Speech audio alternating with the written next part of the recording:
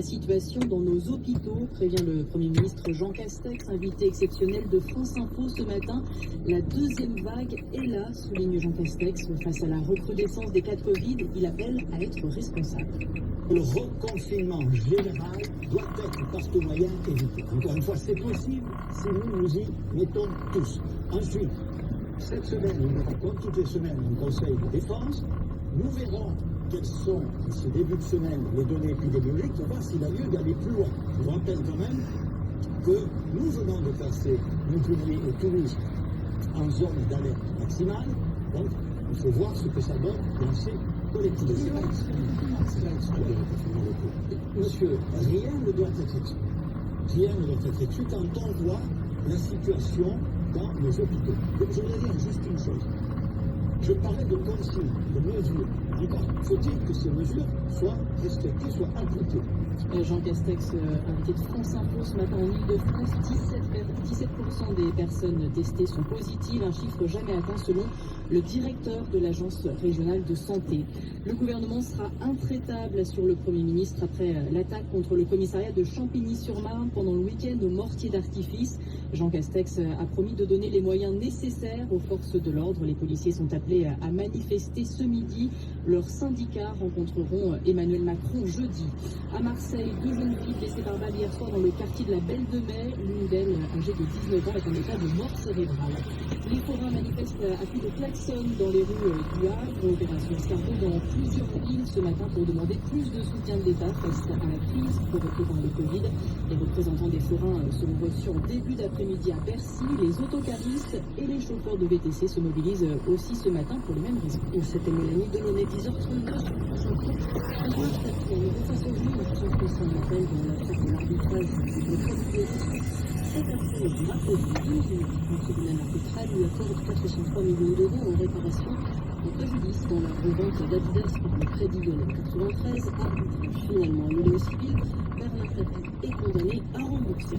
En première instance au pénal, l'an dernier, le tribunal de Paris avait relaxé tout le monde des faits d'escroquerie et de détournement de fonds publics. Et pour ce procès qui s'ouvre donc à 13h30 exactement, la cour d'appel qui se tient jusqu'au 18 novembre, Bernard Tapie espère bien à nouveau gagner la mise comme une doigt. À 77 ans, Bernard Tapie souffre de 2 cancers pour lesquels il suit un traitement expérimental en Belgique. Pas question pour autant de ne pas assister à son procès.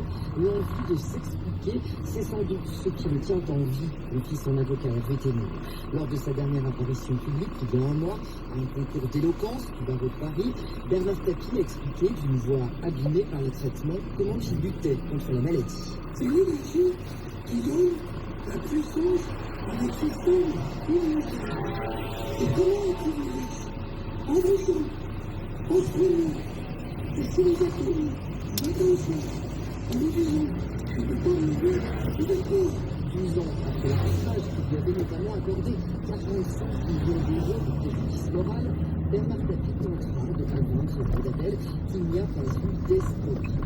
L'enjeu n'est pas de garder l'argent de l'arbitrage, celui-ci a été définitivement annulé en 2015 et depuis Bernard Tapie bataille devant les tribunaux de commerce. Il n'a toujours pas commencé à rembourser l'État. Le 30 avril dernier, le tribunal de commerce de Bobigny a prononcé la liquidation totale de ces sociétés, un jugement dont il a évidemment fait appel. C'est un reportage France Info signé Corinne Audouin. Les syndicats de policiers dans le bureau d'Emmanuel Macron jeudi matin après l'attaque du commissariat de Champigny ce week-end, l'attaque au mortier d'artifice, des assaillants armés aussi de barres de fer. Le Premier ministre Jean Castex promet d'être intraitable pour l'ancien patron de la police nationale, Frédéric Pechner, aujourd'hui vice-président LR de la région Île-de-France en charge de la sécurité. Il faut donner aux policiers les moyens de riposter. On peut quand même considérer que les choses s'aggravent de manière significative. C'est-à-dire qu'on a, dans notre pays, c'est très préoccupant, l'augmentation de la violence de façon générale, et cette augmentation de la violence se traduit bien sûr de l'augmentation de la violence contre les policiers. C'est finalement le symbole du recul de l'autorité de l'État. Ce commissariat, Frédéric Pechner, qui a été déplacé, il est censé être un modèle. Aujourd'hui, il est installé au cœur d'un quartier sensible, au contact de la population. Il a bénéficié de renforts policiers déjà ces derniers mois. Il fait partie des quartiers de reconquête républicaine qui ont été créés en 2018. Ça veut dire qu'aujourd'hui, c'est une question de moyens ou c'est une question de respect du pouvoir. C'est une question de volonté collective. Vous pouvez mettre tous les moyens que vous voulez arrêter. Si derrière il n'y a pas une volonté politique forte, vous n'arrivez à rien. Là, on a eu deux faits divers, coup sur coup, qui sont deux faits divers particulièrement graves. Le premier, des policiers armés qui sont tabassés, volés leur arme et tirés dessus avec leurs propres armes. Et le second, donc deux policiers qui ne doivent leur salut que dans la fuite, assaillis par une quarantaine de personnes armées qui étaient visiblement à les cours et à attaquer, peut-être même à tuer les policiers. Donc la première question qui se pose, c'est quelle riposte immédiate et quelle riposte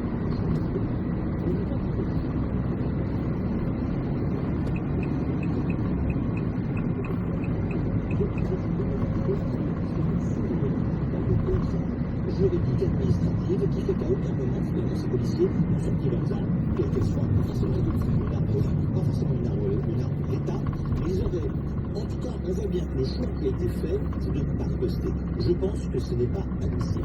Je pense que le ministre de la Justice, le gouvernement, le ministre de l'Intérieur doivent réfléchir à la possibilité d'utiliser des armes, l'État, ou non l'État d'ailleurs, face à des agressions qui sont aussi violentes. À Herblay, les agressions des deux policiers ont aussi été tués, ils ont tiré dessus à plusieurs reprises avec des armes à feu. Et là, vous êtes en scène qui arrive avec des marmines, avec des mortiers d'artifice, avec des boules de pétanque, comme vous l'avez justement dit, on se pose la question. Donc, il y a une première chose, c'est que la police ne peut pas riposter, peut considérer qu'elle est en légitime défense, mais il faut y réfléchir forcément avant. Vous savez, c'est simple, la rue, elle est tenue par les voyous, elle est tenue par les policiers. Et moi, je pense que force doit rester à la loi. La deuxième chose, c'est une réponse judiciaire qui est absolument indispensable et elle doit être surtout rapide, très rapide, même si elle porte enquête, et ensuite des peines qui doivent être appliquées, quelles qu'elles soient, PIG, amende, en l'occurrence des peines de prison, me semble-t-il, et ces peines-là doivent être appliquées, y compris les courtes peines, ce qui n'est pas le cas en France aujourd'hui. Frédéric Pechner, vice-président LR de la région Île-de-France en charge de la sécurité, invité ce matin de Marc Fauvel sur France Info. Le Brief Éco avec la Caisse d'épargne, mobilisée pour être utile aux entrepreneurs et à l'économie. Caisse d'épargne, vous êtes utile. Le Brief Éco sur France Info. Bonjour Emmanuel Cuny. Bonjour. Va-t-on bientôt pouvoir payer en euros numériques? Plus besoin de porte-monnaie ou de billets. L'euro virtuel pourrait être une réalité dans quelques années. En tout cas, la Banque Centrale Européenne lance le concept aujourd'hui. Oui, l'euro numérique, c'est une forme électronique de monnaie de banque centrale qui permettrait à tous, ménages et entreprises, d'effectuer des paiements quotidiens rapidement, facilement et en toute sécurité. La Banque Centrale Européenne lance dès ce lundi une consultation publique sur la création d'une telle devise, une consultation de 3 mois en même temps que des tests techniques. Et en fonction des résultats, eh bien, la BCE décidera de lancer ou non cette monnaie, alors qui verrait le jour dans les 4 ans. Mais cet euro numérique, ça serait ni plus ni moins qu'une nouvelle crypto-monnaie comme le Bitcoin ou le Libra? Oui, alors le Libra, effectivement, de Facebook et toutes les autres monnaies alternatives qui inquiètent les autorités publiques, les banques centrales en premier lieu, des monnaies créées par les géants américains du numérique, suspectées de pouvoir remplacer à terme les monnaies nationales, l'euro, le dollar également, des risques financiers que peuvent faire peser des monnaies qui échappent au contrôle des autorités de régulation. Il y a des risques d'instabilité financière, des risques pour les consommateurs, etc. Déjà, l'euro est venu sur les autres grandes régions du monde sur les monnaies nationales valorisées la Chine. Alors, la monnaie chinoise, le yuan numérique existe déjà, les monnaies virtuelles chinoises existent depuis 2 ans, et elles servent déjà à payer les fonctionnaires des grandes villes, par exemple. Alors, en s'y mettant aujourd'hui, l'Europe va pouvoir s'équiper son montant, massivement confinement, mais il va falloir convaincre l'opinion d'un tel projet. Une monnaie numérique officielle ne saurait se substituer du jour au lendemain aux bonnes vieilles pièces oubliées, qui faut anticiper technologiquement et politiquement. En tout cas, sur le fond, ce projet vise aussi à renforcer le rôle et la place de l'euro sur la scène internationale. Emmanuel Cuny, le Brief Éco sur France Info.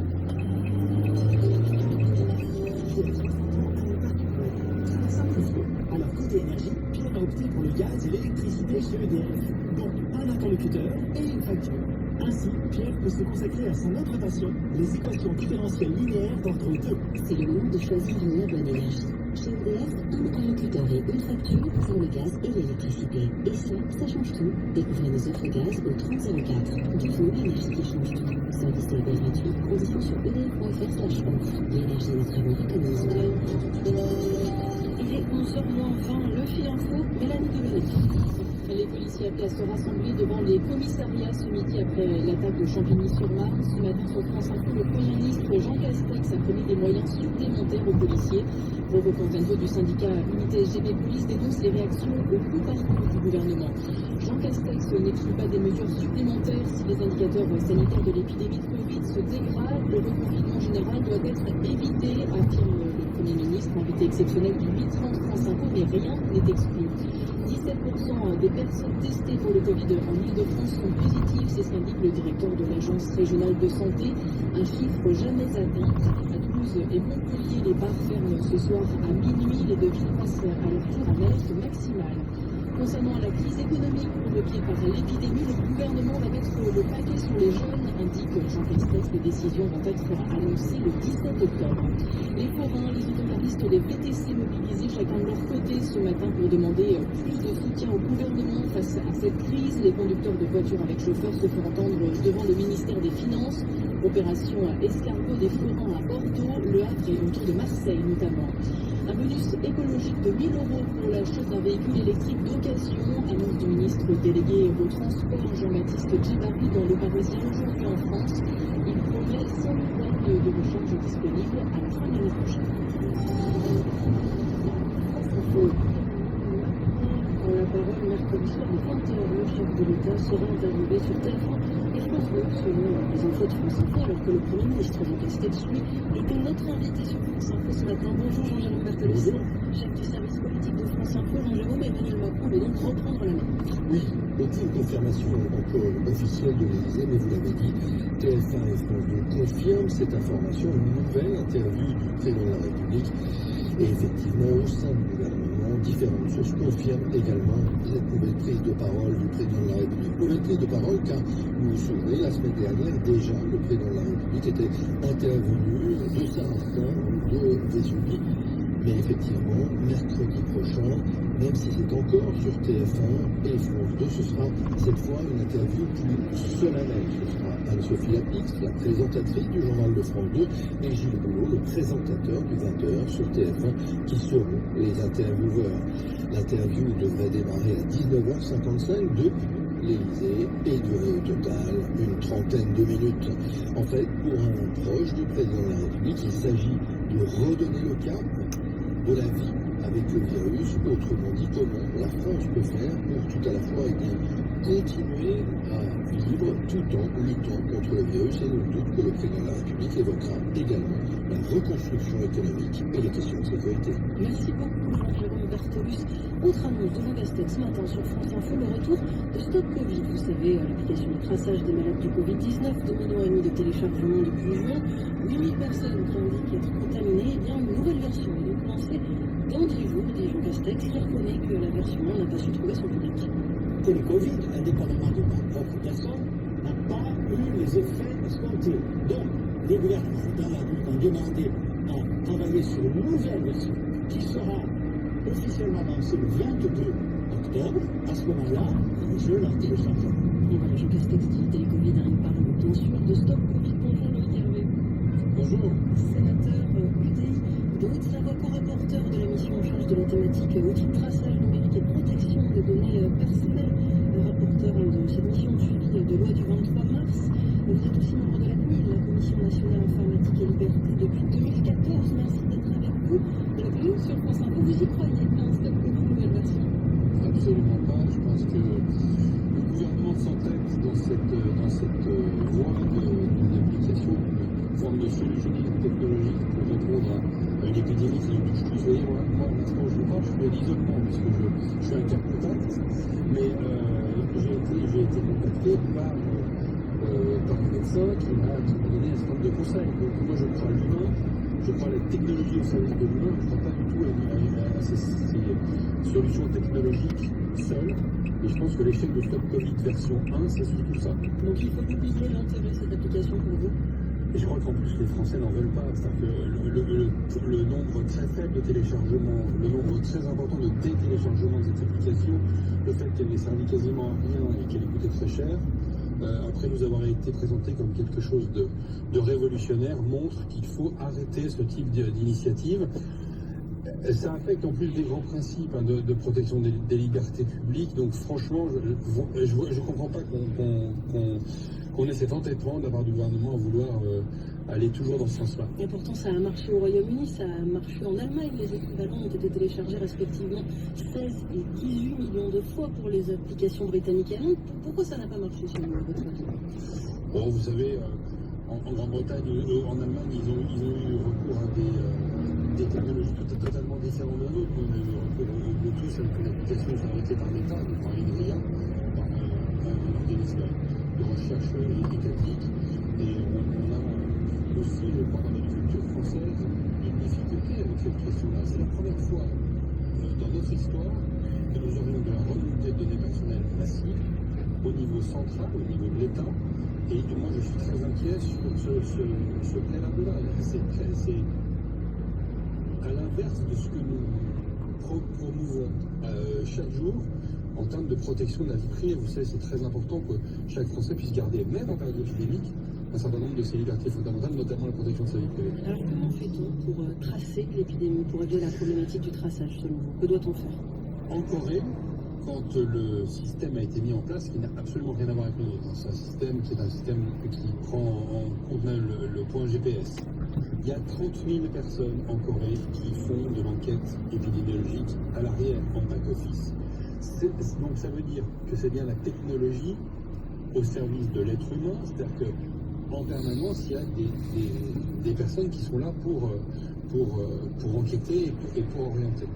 Nous, en France, notre système, c'est un système où on ne se base quasiment que sur la technologie. Bien sûr qu'il y a l'ensemble des personnes qui travaillent dans les ARS, dans les caisses d'assurance maladie localement, etc., qui font un travail formidable. Mais c'est ce travail-là qui permet de faire reculer l'épidémie.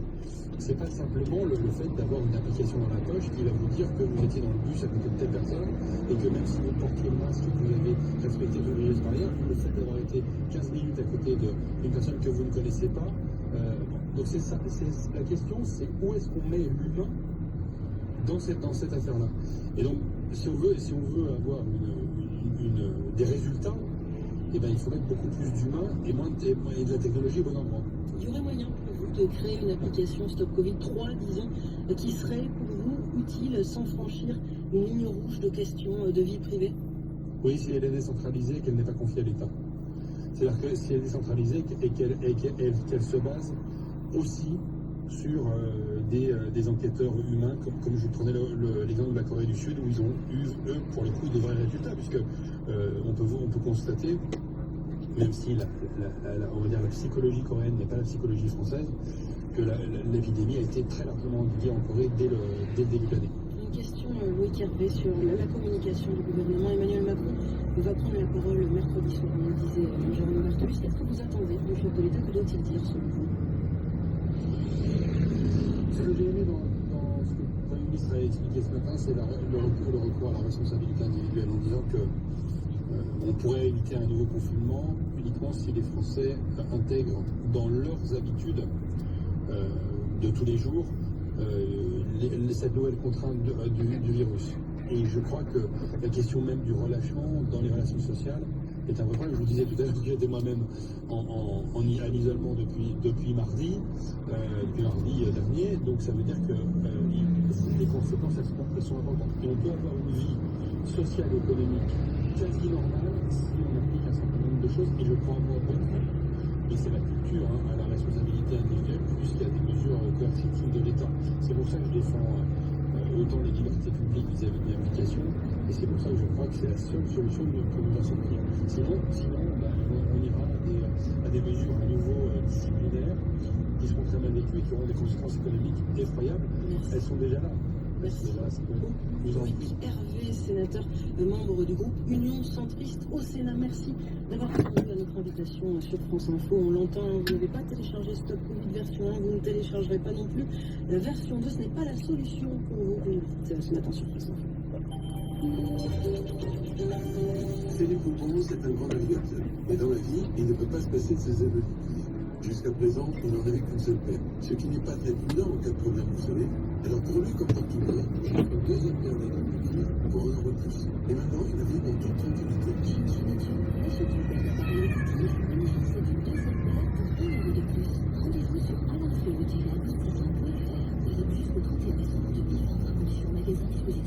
lire attentivement la notice, demandez conseil à votre du côté